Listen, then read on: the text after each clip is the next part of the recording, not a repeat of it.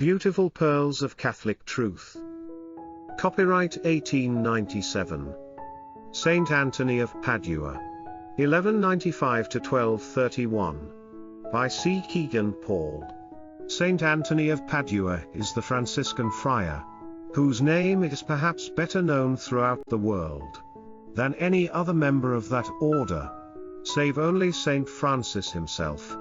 We dare not say that he is greatest among them, bearing in mind the words of Thomas à Kempis: "Inquire thou not, nor dispute concerning the merits of the saints, which of them is more holy than the other, or which the greater in the kingdom of heaven. These things oftentimes breed strifes and unprofitable contentions, and nourish pride and vainglory, whence arise envy and dissensions, whilst one man seeks to exalt this saint, and another man another. But we cannot ignore facts, and it is plain as the sun in heaven, that Almighty God singled out Saint Anthony to manifest his power to the world, and called him to be the especial wonder-worker of the order which was his final choice, and in which he died. The ways of God are not as our ways, nor his thoughts as our thoughts, and it might be that when they are strange and unusual, our duty was simply to admire and adore. But since order would appear to be a necessary part of himself, we find a law running through those of his most unusual, and in the strict sense of the word, most eccentric manifestations. Miracle forms part of the life of a saint, and the Church has, at least for many centuries, required proof of miracles as one of the conditions of canonizations, so that miraculous power and sanctity invariably accompany each other. But in the vast majority of the saints, we dwell on the sanctity, and forget the miracle. We remember Saint Augustine for his confessions, Saint Ignatius for his spiritual exercises, Saint Francis de Sales for his counsels to those living in the world. In some cases, as in that of the 7 founders of the Servite order, in that of the Japanese martyrs, and in that of the English who suffered under Henry VIII and Elizabeth, those who were so lovely in their lives in death were not divided. It is not always possible to ascribe this or that miracle to a definite name. The deeds and the invocations are alike collective.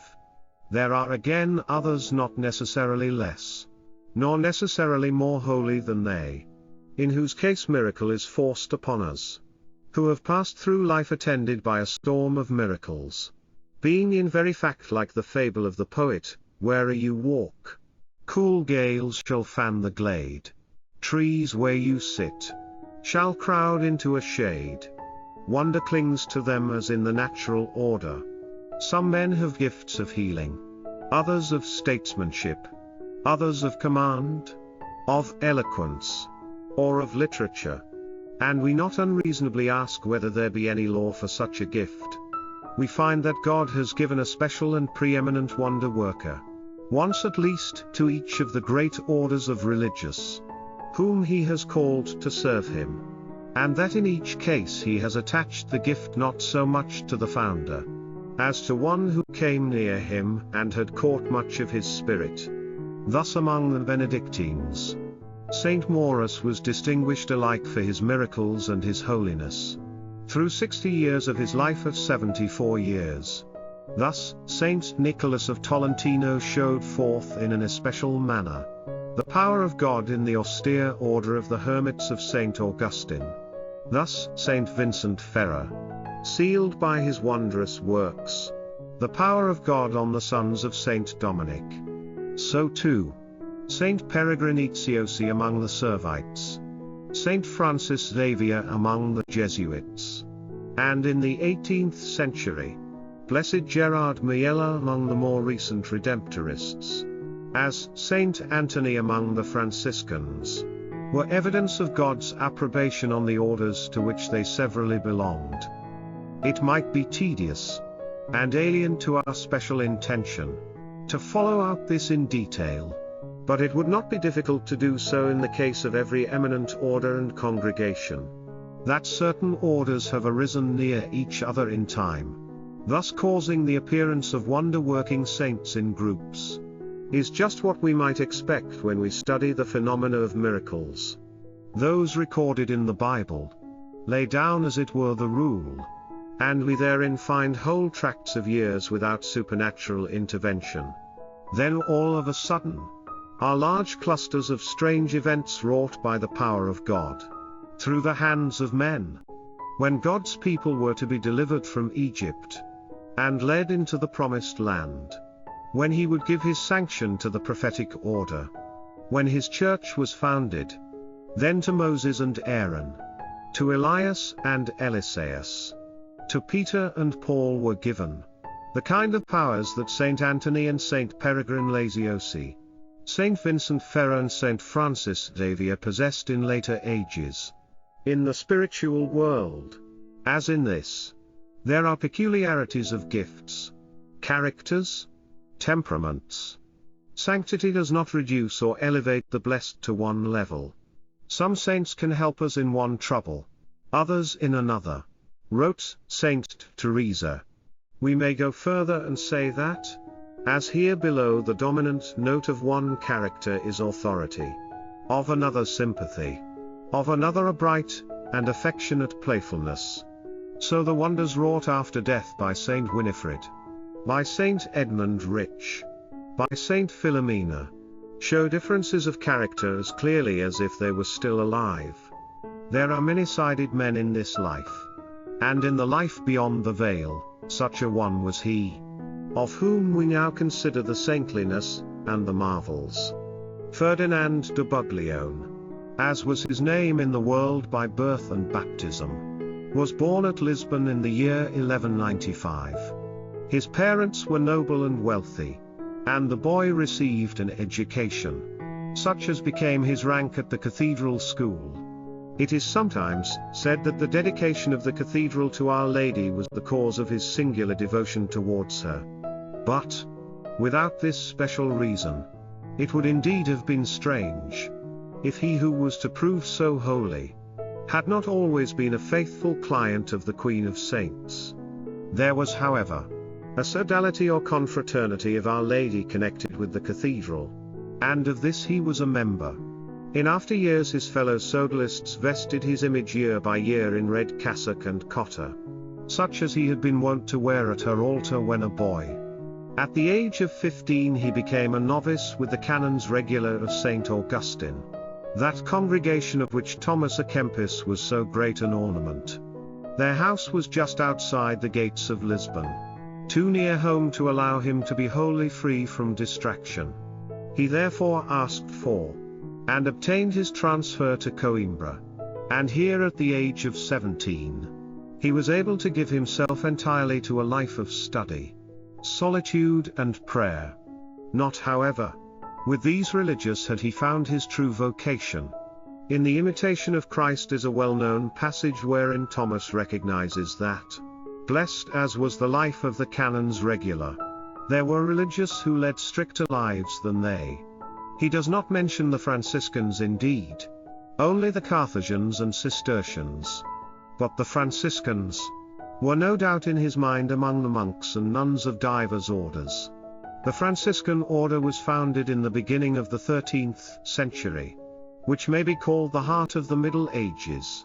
Soon after that of Saint Dominic, not long before that of the servants of Mary, the times stood sorely in need of these three austere bodies. For the great light of faith which streamed on the world in the ages of faith, was attended with corresponding dark shadows. The Cathari, the Waldenses, the Albigenses, and other sectaries less well known by name, assailed both faith and morals, while Italy, and indeed the whole empire, was torn asunder by the bloody feuds of Guelph and Ghibelline. The Moors were still, and even up to the Battle of Lepanto in 1571, an abiding danger to Europe. In the days of Saint Francis, much of Spain was actually under their sway. Among his daring plans was that of a crusade by holy spiritual arms. And he designed 2 expeditions. One starting from Ancona for Egypt. The other destined for Seville and Granada. This band of brethren passed into Morocco where, though the Sultan Miramalino was converted, 5 of them laid down their lives for the faith. Their bodies, ransomed at great price, were brought to Coimbra, where miracles signalized the place of their rest. In order to win like them a martyr's death, Ferdinand assumed the Franciscan habit in the chapel of Saint Anthony, Patriarch of monks, whose patronage and name he adopted. An early writer of Saint Anthony's life has this odd simile, that so soon as the deaths of the martyrs reached his ears he, like an elephant who has seen blood, became wholly full of the desire of battle, and carried away by the fervor of faith. He was then 26 years of age. Keeping ever before him the end with which he had become a Franciscan, he asked and obtained permission to go on the mission to Morocco, and actually set sail in a merchant vessel, with a manuscript Bible and a crucifix as his only possessions. The ship in which he sailed was obliged through stress of weather to put into Messina, where he learnt that Saint Francis was holding a chapter of the order at Assisi. Thither therefore, he proceeded and received the blessing of his Father in God. The failure of this voyage was succeeded by so serious an attack of illness, that he recognized missionary life to be impossible, and in his zeal for mortification, entreated that he might not again return to Portugal, but rather enter as a lay brother into some Italian monastery. Even this was difficult for reasons of health, but he finally found a home in a small convent near Bologna. There he passed his days in the humblest duties of a lay brother, spending all his free time in a lonely grotto, where he gave himself to penance and to prayer. None knew, and apparently the guardian alone suspected, that a saint was among them. Each might have cried with Cardinal Newman, "I saw thee once, and naught discerned for stranger to admire." A serious aspect, but it burned with no unearthly fire. "I saw once more, and awestruck gazed on face and form and air. God's living glory round thee blazed, a saint was there."